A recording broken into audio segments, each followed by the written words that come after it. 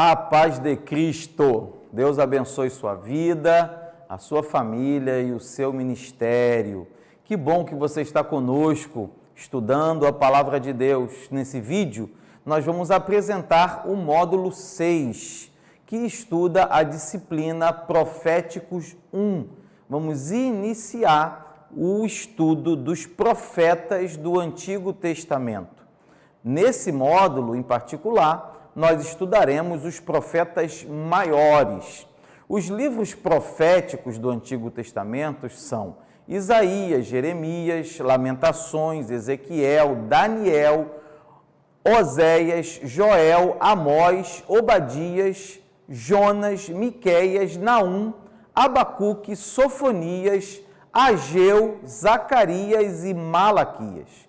Os profetas maiores são os 5 primeiros: Isaías, Jeremias, Lamentações, Ezequiel e Daniel. Observe que o terceiro livro é Lamentações de Jeremias, tá? Não é um outro autor, é um outro livro do mesmo autor que é Jeremias.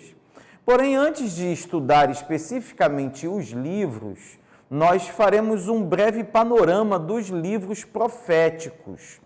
Os livros proféticos ocupam uma posição singular nas tradições de fé israelitas. Os profetas contribuíram com 1/3 do conteúdo do Antigo Testamento.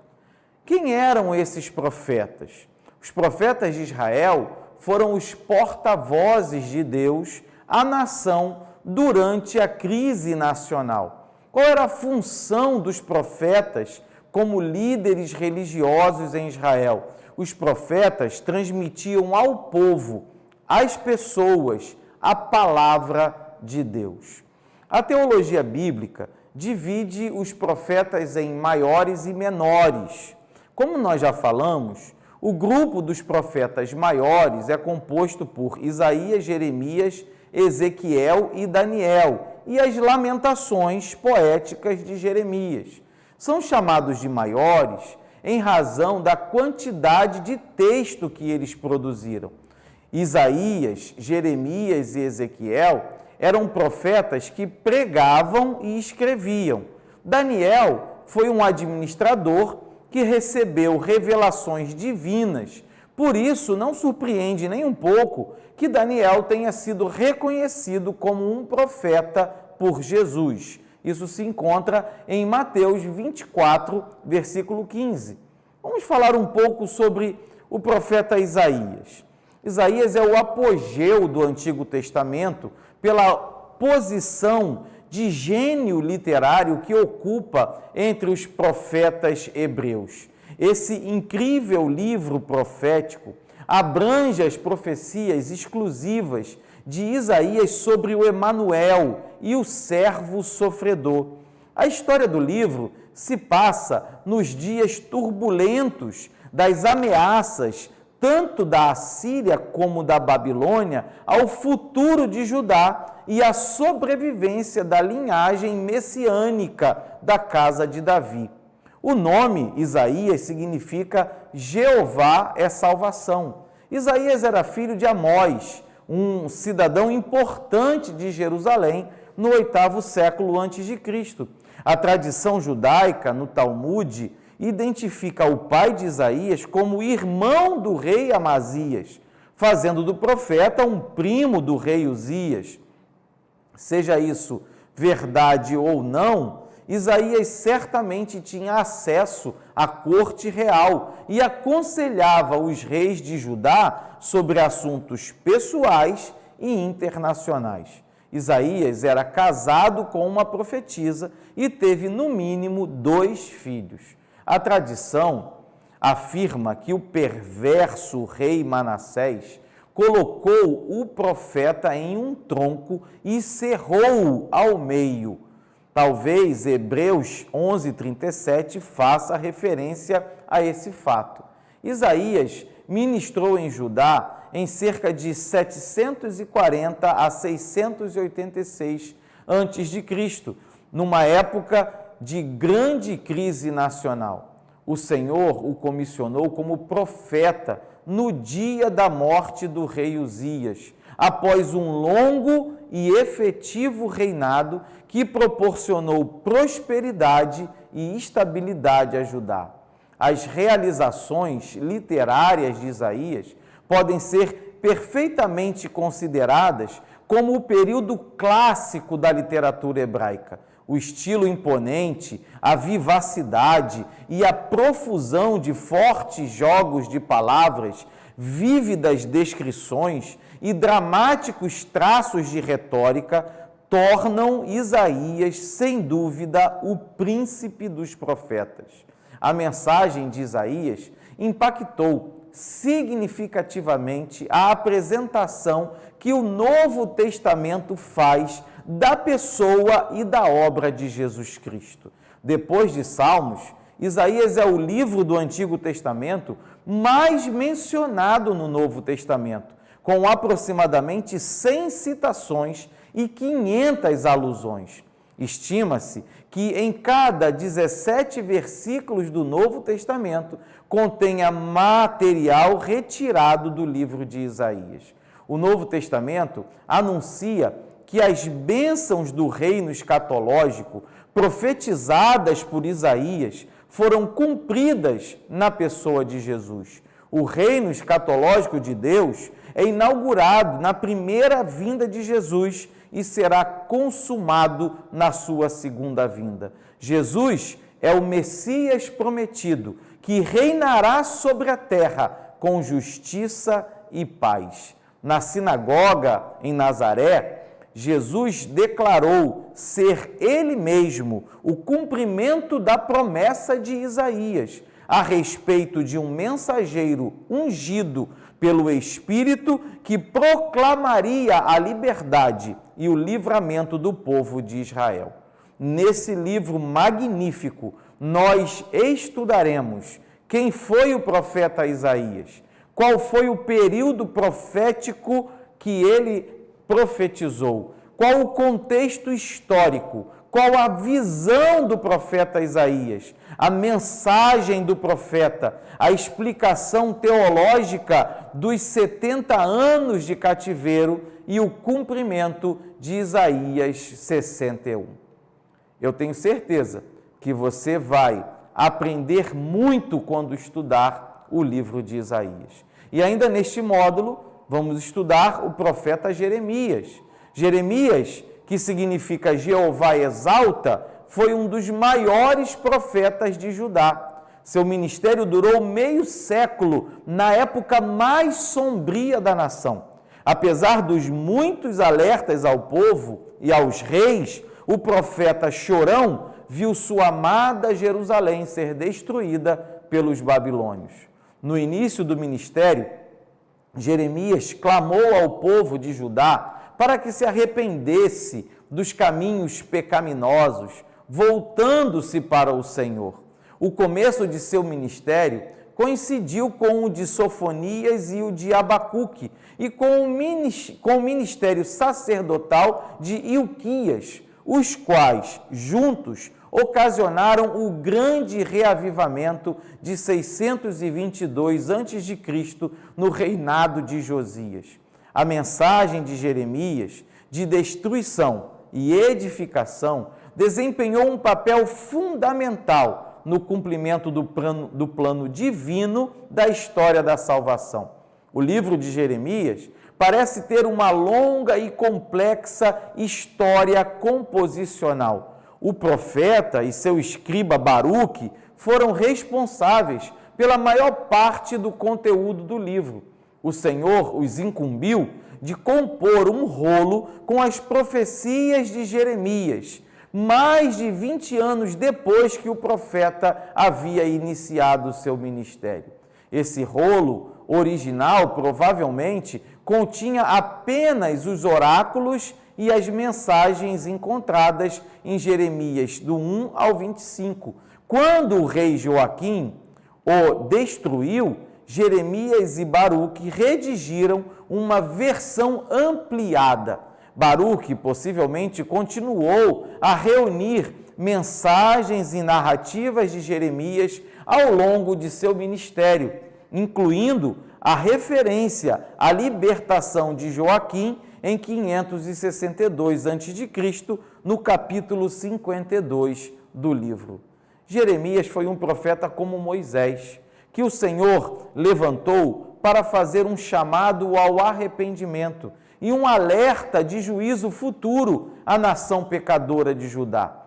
Jeremias anunciou que o Senhor usaria a Babilônia como instrumento de juízo, ocasionando a queda de Judá, o colapso da dinastia davídica e a destruição do templo. Com o exílio babilônico, parecia que o relacionamento de aliança entre o Senhor e Israel tinha chegado ao fim.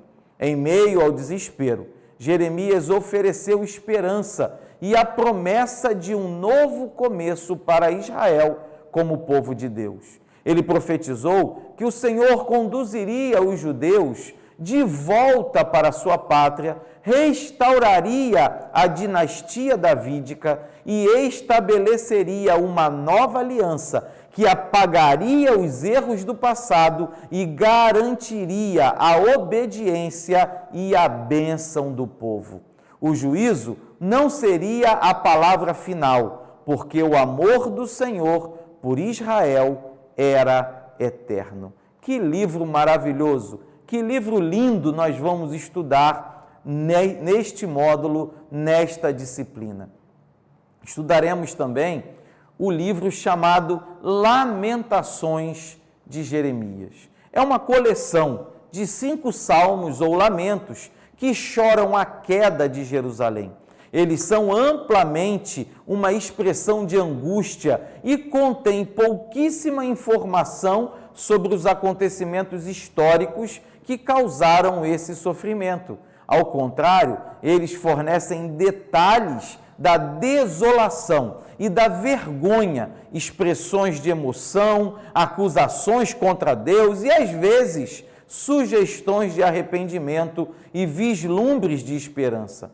Lamentações é parte de um conjunto de 5 livros no cânon hebraico conhecido como Megliot, incluindo Eclesiastes, Ester, Rute e Cantares. Esses escritos são associados a determinadas festas hebraicas. Os poemas atribuem soberania a Deus e aceitam as ações do exército invasor como atos justificados de Deus. A escrita nega uma profunda crença de que Deus se reverterá no mais verdadeiro Deus de fidelidade e amor. O leitor é convidado a compartilhar do horror da experiência e a perguntar se Deus dará um fim ao sofrimento. Lamentações também transmite uma compreensão sobre a importância da oração. Esta é uma atividade tanto individual quanto coletiva. A confissão dos pecados é essencial para entrar na presença de um Deus santo. As orações neste livro lembram os leitores do privilégio que os cristãos possuem de apresentar suas dores e tristezas ao Senhor. As emoções cruas e a transparência de Lamentações servem como corretivo às orações superficiais, tão frequentes na adoração pública e privada. Apesar de reconhecer a soberania de Deus, o poeta questiona a aparente inatividade do Senhor em relação ao seu povo e desafia o Senhor a agir em conformidade com o seu caráter e com as suas promessas. Jesus expressou esses mesmos tipos de lamento em suas orações quando enfrentou a cruz e outras dificuldades durante o seu ministério terreno. Jesus também é o sumo sacerdote compassivo que responde ao clamor do seu povo, pois participou das suas provações. E ainda estudaremos neste módulo o livro de Ezequiel.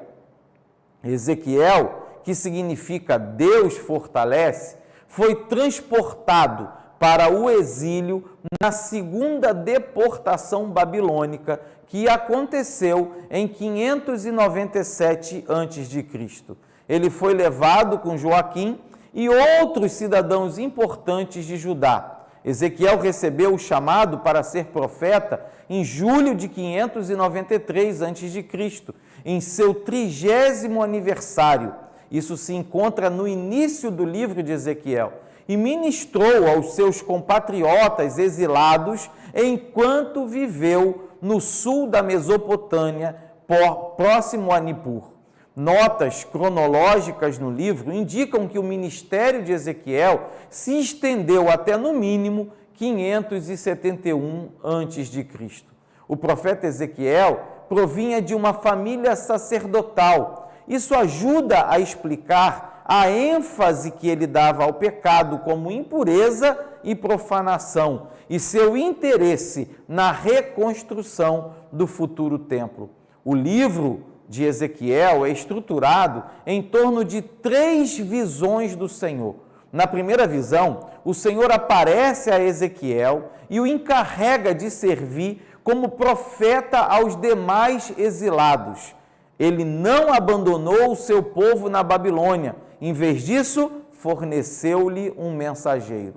Na segunda visão, Ezequiel vê a glória do Senhor se ausentar de Jerusalém. O Senhor abandonou a cidade e retirou sua presença protetora, porque o povo havia profanado com idolatria e maldade o seu templo. E na terceira e última visão, Ezequiel vê a glória do Senhor retornar a Jerusalém.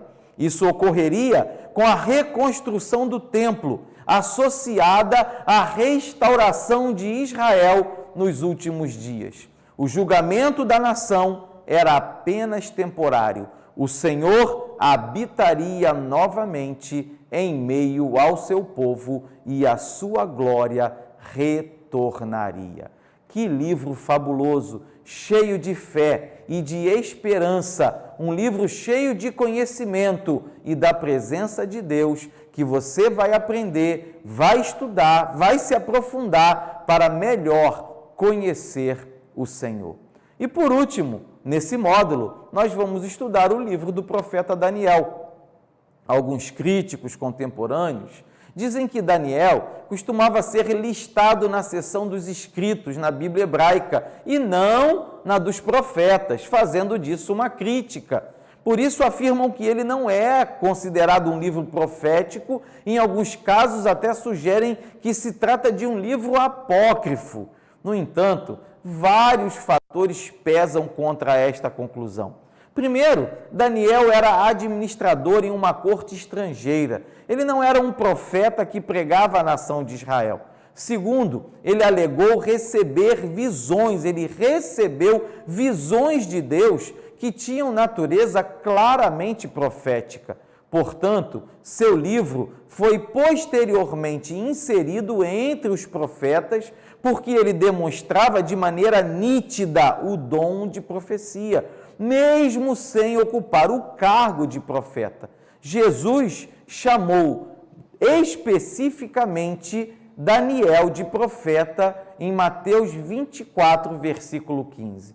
Terceiro, não há evidência clara de que Daniel estava listado nos escritos antes do IV século. A Septuaginta, do II século a.C., apresenta Daniel entre os profetas, bem como Joséfo, Melito e Orígenes evidenciam isso. Por fim, vários fragmentos dos manuscritos do Mar Morto fazem referência às palavras escritas no livro de Daniel, o profeta, indicando uma aceitação pré-cristã de Daniel como livro profético. O livro de Daniel inclui profecias detalhadas sobre o destino do povo judeu sob o governo gentio durante a época descrita como tempo do fim, ou o tempo que Jesus chamou de tempo dos gentios. Daniel prevê a ascensão e a queda de 4 impérios gentios, a vinda do Messias, a ascensão do anticristo, a época da tribulação, o triunfo do reino de Deus e a ressurreição final. A mensagem de Daniel é especialmente relevante para aqueles indivíduos e comunidades que se sentem desiludidos pela presente realidade. Enquanto os sistemas políticos e sociais desapontam, o livro de Daniel nos traz esperança. Esses contextos caracterizados por governos opressivos e até mesmo hostis ao Senhor, Daniel inspira coragem. Quando as fortes correntes dos valores seculares nos confundem, Daniel nos desafia a fazer escolhas claras. Quando a canção da sereia da concessão cultural causa sedução, Daniel nos dá razão para exercer o autodomínio. Século após século, as páginas do livro de Daniel têm fortalecido os fiéis e a igreja do Senhor. Bem, chegamos ao final dessa apresentação. Eu quero te motivar a continuar, a estudar e a aprender cada vez mais sobre a palavra de Deus.